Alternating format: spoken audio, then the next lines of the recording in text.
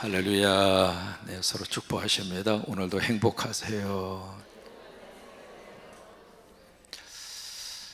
우리 사도행전에 보시면은 크게 쓰임받은 두 분의 사도가 있습니다. 그래서 약자로 줄여서 2P라 그렇게 이야기하거든요. 첫째는 누구냐면 막 돌아다니면서 복음을 전하고 십자가 세우고 막 선교하고 그랬던 분이 계십니다. 누구일까요? 네, 바울입니다. 바울을 통해서 하나님이 어떻게 역사하셨는가? 이방 선교의 큰 하나님의 종으로 하나님이 바울을 쓰십니다. 또 하나 이제 예루살렘을 중심으로 해서 예루살렘 교회의 성도들을 보살피고 하나님의 귀한 사명을 감당했던 사도 중에 사도로 우리가 부를 수 있는 사람이 있습니다. 누구냐면 베드로입니다. 참 하나님이 쓰시는 모습도 가지각색입니다. 바울은 바울대로 쓰시고 베드로는 베드로대로 쓰시고 여러분은 여러분대로 쓰시고 권사님은 권사님대로 쓰시고 하나님이 여러분 모두를 부르셨다고 하는 것은 하나님이 쓰시겠다 그 말입니다. 우리 자녀들도 마찬가지예요. 우리 자녀들 하나님이 부르셔서 하나님이 쓰셔요. 어떻게 쓰실까? 우리는 다 몰라요. 그저 우리는 기도합니다. 하나님 끝까지 우리 자녀와 동행하여 주셔서 하나님의 선한 목적에 따라서 하나님의 섭리에 따라서 하나님의 거룩한 축복 가운데 아멘. 그러니까 우리가 자녀들을 위해서도 하나님께 맡기고 기도하는 이유가 바로 그거예요. 근데 바울과 이 베드로의 공통점이 있습니다. 첫째, 두 분 모두가 다 순교했습니다. 여러분 바울 같은 경우에는 몇 살까지 살았을까? 우리 생각에는 오래 살았을 것으로 추측하는데 바울은 60세 즈음에 로마에서 순교당해서 죽습니다. 오래 살지 않았어요. 여러분 베드로도 마찬가지입니다. 로마에서 십자가를 어떻게 하고 순교하셨죠? 거꾸로 지고 그리고 베드로가 순교를 합니다. 그러니까 이 땅에서 오래 사는 것도 복이지만은 하나님이 오라 하면 가는 것도 복이에요. 아멘 해주셔서 고마워요.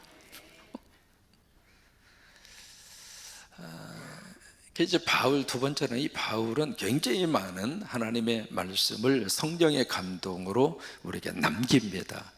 13권의 성경을 남기고 가거든요. 근데 베드로 같은 경우에 있어서는 딱 2권입니다. 베드로 전서와 베드로 후서. 사실은 전서 후서 나누었습니다만은 베드로서 한 권입니다.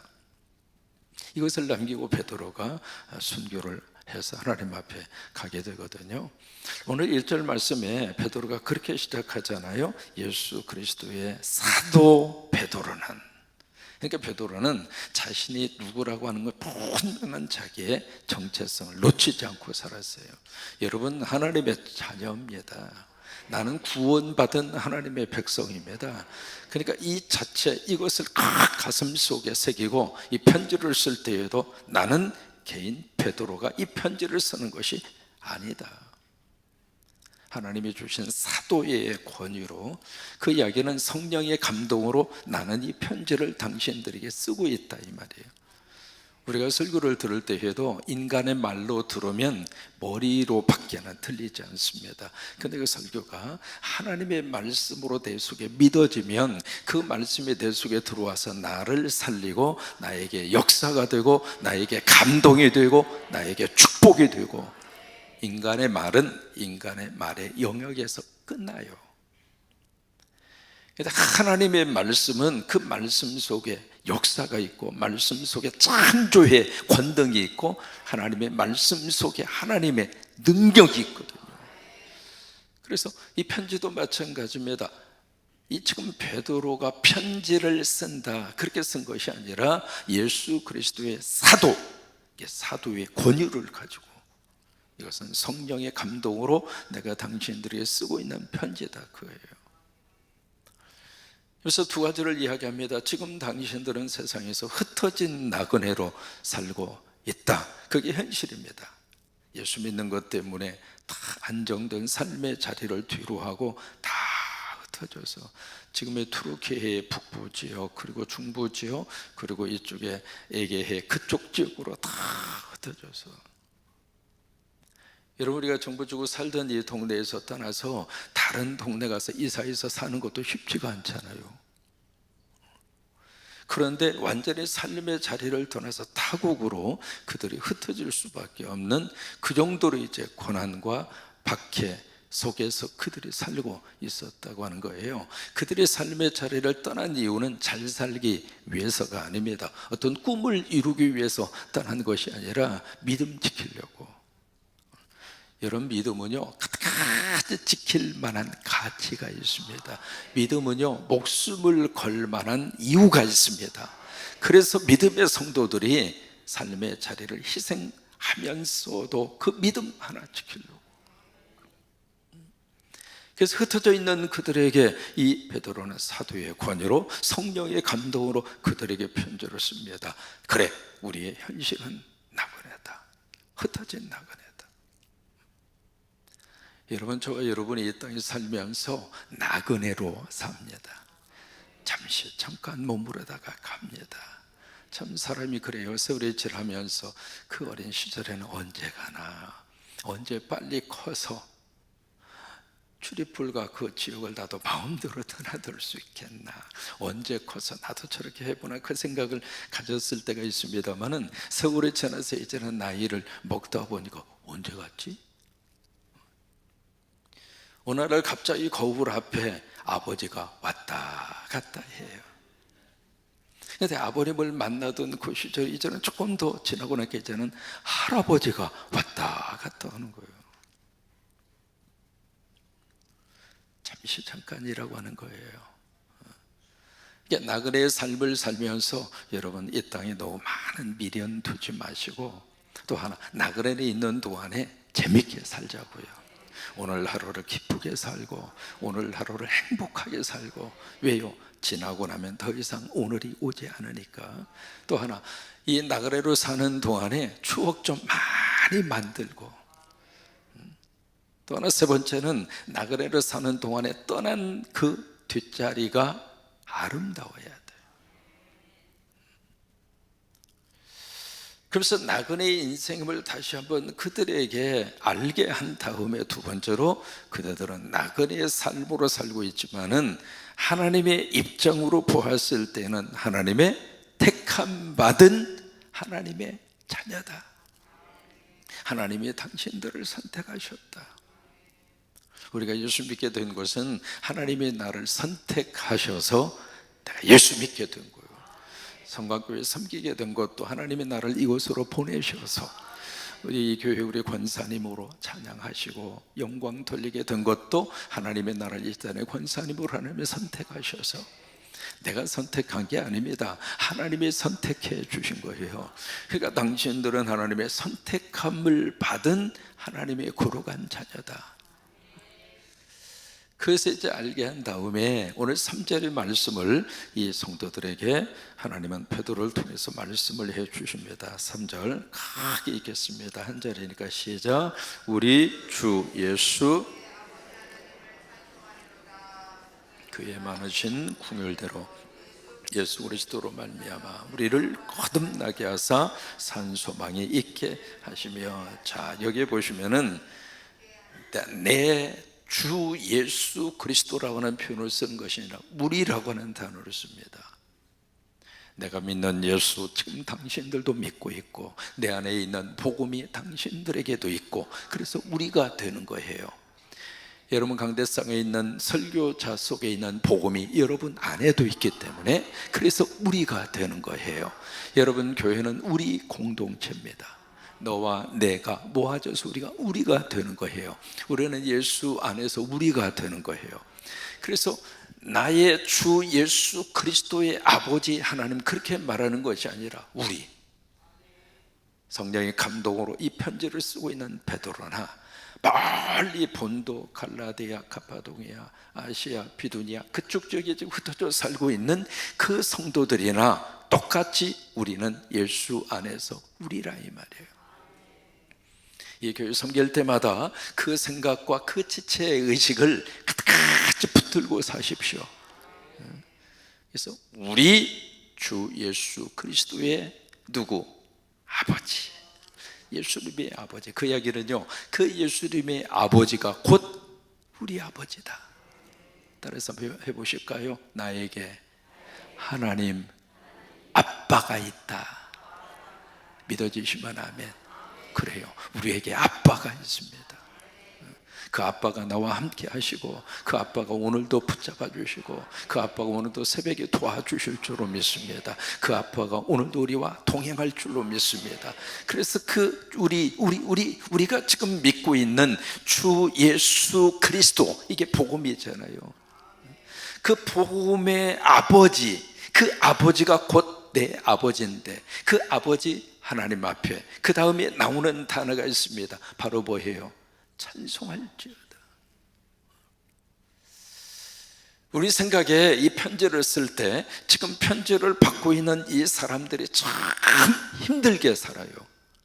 먹고 사는 것도 지금 어렵고요, 하루하루 불안함 가운데 살고 있고, 우리가 지금 전쟁이라는 이 소식을 들을 때마다 불안하고 그리고 걱정되고, 이것은 저리 가라 할 정도로 그런 속에서 지금 그들이 살고 있거든요. 내일을 보장받지 못하고 그들이 흩어진 상태로 그들이 지금 겨우 예수 그리스도 붙잡고 그냥 믿음 하나 가지고 그리고 좀 버티고 살고 있는 그 성도들이기 때문에 우리 생각 같아서는 당신들 얼마나 힘드냐고, 얼마나 고생이 많냐고, 그 단어가 먼저 나올 것 같은데, 그런 단어보다는 하나님 찬양하자, 하나님 찬송하자. 여러분, 이게 믿음입니다. 내가 이해할 수 없는 문제와 이해할 수 없는 고난 속에 내가 있다 할지라도 나는 이해가 안 돼요. 아니, 이해하고 싶지가 않아요. 그런데 현실적으로 그런 어려움 가운데 있을 수가 있거든요. 그런데 그 속에서도 여기에도 하나님의 뜻이 있다. 내가 이해는 되지 않지만, 내가 받아들일 수는 없지만은, 그러나 여기에도 내가 믿는 하나님의 선한 뜻이 있고 하나님의 역사가 있고 하나님의 인도하심이 있다. 바로 이 문제 이 속에서도 하나님이 계신다. 그러니 나 하나님 찬양하겠다. 여러분, 찬양 속에 하나님의 권능이 있어요. 찬양 속에 악한 영이 다 떠나가고, 찬양 속에 하나님의 복이 임하고, 찬양 속에 능력의 역사가 임해서 문제를 해결해 주시는 하나님의 놀라운 역사와 능력이 찬양을 통해서. 그래서 우리 먼저 찬양하자. 도저히 찬양할 마음도 없고, 찬양할 기분도 아니고, 찬양할 분위기도 아니고, 찬양할 감정도 아니지만, 찬양할 상황도 아니지만, 그러나 우리는 우리 주 예수 그리스도의 아버지 하나님, 그 하나님 찬양하자.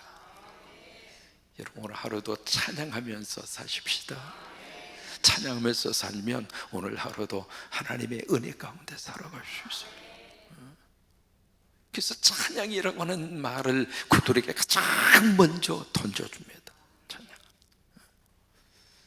여러분, 아무리 안개가 짙게 갈려있다 할지라도요, 햇볕만 나면 안개는 한순간에 다 사라져요. 여기 있는 저 스위치에 불을 켜기 전에 이 본당이 어두웠잖아요. 아무리 칠흑 같은 어두움이 있다 할지라도 저 스위치만 딱 켜면은 어두움은 한순간에 사라져요. 우리가 찬양하면 마귀와 사탄 한순간 떠나가요. 찬양하면 어두움의 영 다 떠나가요. 찬양하면 내 안에 성령의 기름 부으심의 역사가 있어요. 그래서 이 고난 속에 있는 이 성도들에게 우리 주 예수 그리스도의 아버지 하나님, 그 하나님을 찬양하자. 3절 처음부터 다시 고백합니다. 시작. 우리 주 예수 그리스도의 아버지 하나님을 찬송하리로다. 그의 많으신 궁율대로 예수 그리스도를 죽은 자 가운데서 부활하게 하심으로 말미암아 우리를 거듭나게 하사. 자, 여기에 우리를 어떻게 하게 하사? 거듭나게 하사, 우리를 중생하게 하사, 우리를 하나님의 자녀로 다시 태어나게 하사. 이게 그렇게 해서 그 다음에 우리에게 뭘 주셨는가? 어떤 소망을 주셨어요? 그냥 소망이 아닙니다. 산소망. 이 산소망을 영어로는 living hope이라고 번역을 했습니다. 살아있는 소망. 그러면 산소망과 반대되는 소망이 무슨 소망이에요? 죽은 소망. 우리가 이 땅에 살면서도 우리가 소망을 가지고 희망을 가지고 살아야 돼요. 오늘 하루도 하나님이 나와 함께 하신다고 하는 희망을 가지고 살아야 되고, 오늘 하루도 하나님이 축복하신다고 하는 소망을 가지고 살아야 되고, 내가 살아있다고 하는 것은 아직도 나에게 희망이 있다 이 말이에요. 그러니까 살아있는 동안에는 우리가 끝까지 붙들고 살아야 할 단어가 희망입니다. 소망입니다. 소망을 붙잡고 몸이 좀 아프고 좀 외롭기도 하고 고독하기도 하고 그래도 희망을 놓치면 안 돼. 희망. 그러니까 이 땅에 살면서 우리가 희망을 가지고 살고, 또 하나 그 희망이, 이 땅의 희망이라고 하는 것은, 소망이라고 하는 것은 한계가 있어요. 언젠가는 희망이 다 끝나버리고 말아요. 그다음 오늘 하나님이 말씀하시는 이 소망은 그런 소망의 차원으로 끝나는 소망이 아니라 살아있는 소망. 근데 이 살아있는 소망을 어떻게 하나님이 우리에게 주셨는가? 거듭나게 하사 하나님의 자녀로 삼으신 다음에 하나님의 자녀된 우리들에게 하나님이 주시는 소망이 살아있는 소망이에요. 근데 이 살아있는 소망을 우리에게 주시는데 어떻게 주셨는가? 3절에 보시면은 예수 그리스도를 죽은 자 가운데에서 어떻게 하심으로? 부활하심으로. 이게 우리의 산 소망의 근거입니다. 우리가 살아있는 소망을 가지는 근거가 무엇인가? 부활입니다. 부활. 그러니까 지금 고난 속에 있는 이 성도들에게 있어서 죽음에 대한 두려움, 언제 순교당할지 모르는 그런 속에서 그들이 살고 있는데, 그들에게 어떤 희망을 주는가? 그래, 나를 믿는 자는 죽어도 살겠고 살아서 부른 나를 믿는 자는 영원히 죽지 아니하리라. 이 부활이 바로 우리들에게 살아있는 소망이다. 그런데 이 산소망은 또 어떤 소망을 말하는 것인가? 살소망이에요. 좀 두 가지 비슷한 것 같으면서도 다릅니다. 살아있는 소망이면서 또 하나 앞으로 우리가 살 소망.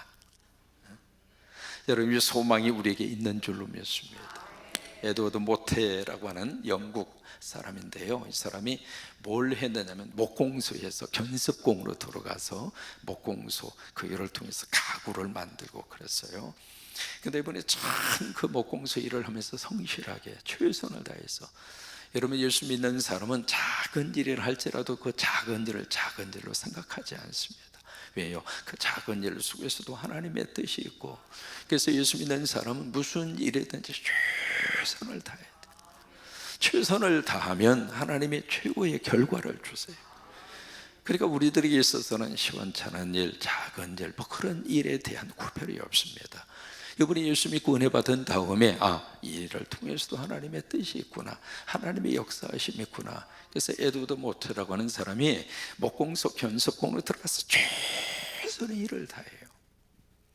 우리가 현실 속에서 최선을 다하면 그 다음 길은 하나님이 열으십니다.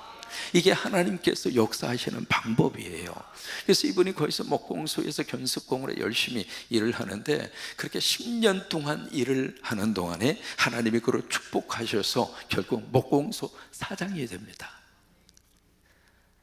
참 기가 막힌 하나님의 역사잖아요. 여기 베드로도 마찬가지입니다. 벳세다라고 하는 시골의 어부에, 그 시골촌에서 살던 이 평범한 이 사람을 하나님이 그를 귀하게 들어 쓰셔서 사도행전을 보시면 한 번 설교할 때마다 3,000명씩 회개하는 능력 있는 하나님의 종으로 베드로를 들어 쓰시잖아요.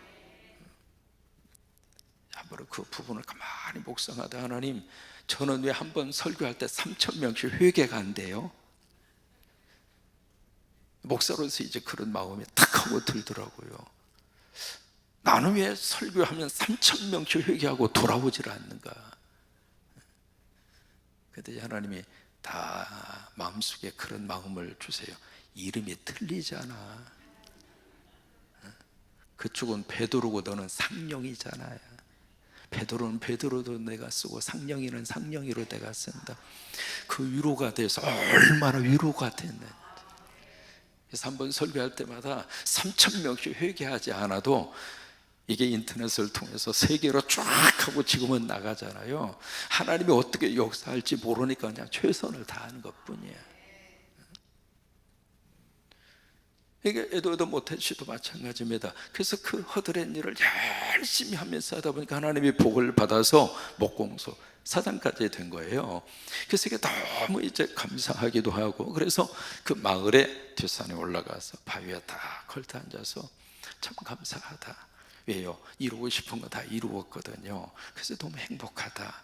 그 생각을 하고 행복에 젖어 있는데 그 순간에 하나님의 감동이 그분에게 따라옵니다.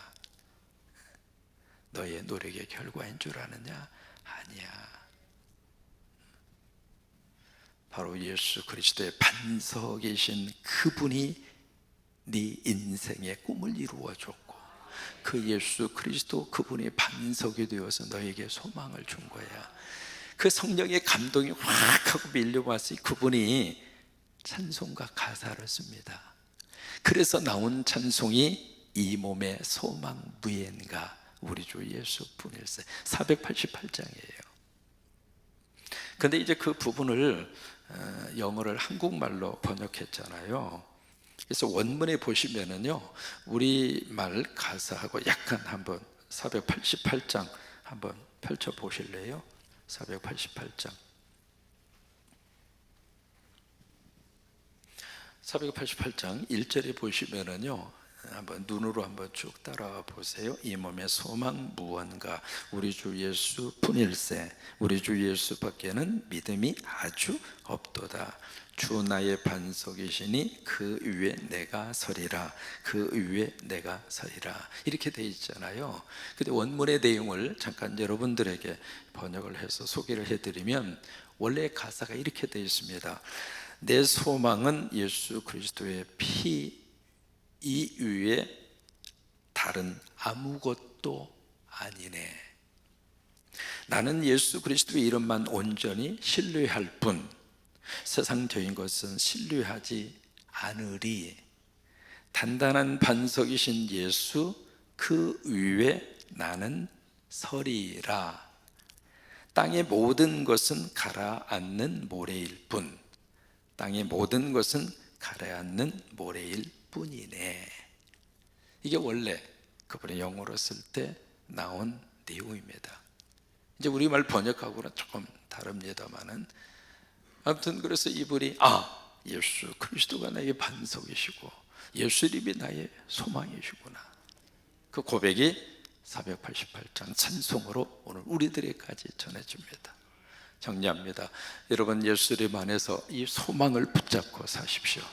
그래서 전체 이 베드로서의 강해를 무슨 소망? 산 소망의 여정. 그래요.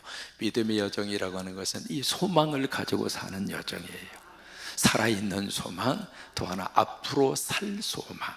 그래요. 그 소망, 단순히 이 땅에 있을 때에만 살아있는 소망을 갖는 것이 아니라 살 소망까지, 앞으로 영원히 살 그 소망까지 붙잡고 사는 여정, 그 여정이 믿음의 여정이라고 하는 거예요.